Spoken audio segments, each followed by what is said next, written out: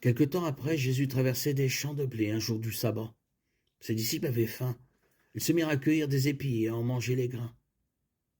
Quand les pharisiens virent cela, ils dirent à Jésus, « Regarde, tes disciples font ce que notre loi ne permet pas le jour du sabbat. » Jésus leur répondit, « N'avez-vous pas lu ce que fit David un jour où lui-même et ses compagnons avaient faim?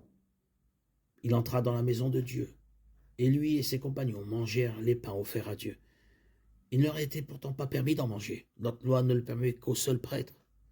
Ou bien n'avez-vous pas lu dans la loi de Moïse que le jour du sabbat, les prêtres en service dans le temple n'observent pas la loi du sabbat, et cela sans être coupables? Or, je vous le déclare, il y a ici plus que le temple. Si vous saviez vraiment ce que signifient ces mots de l'Écriture,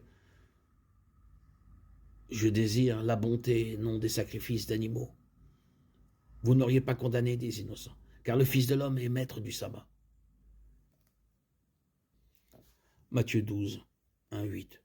Au temps du Nouveau Testament, les maîtres de la loi avaient fixé dans le moindre détail les activités permises ou interdites le jour du sabbat. Cueillir des épis était interdit, car considéré comme une récolte. Il était seulement permis de guérir lorsqu'une vie était en jeu.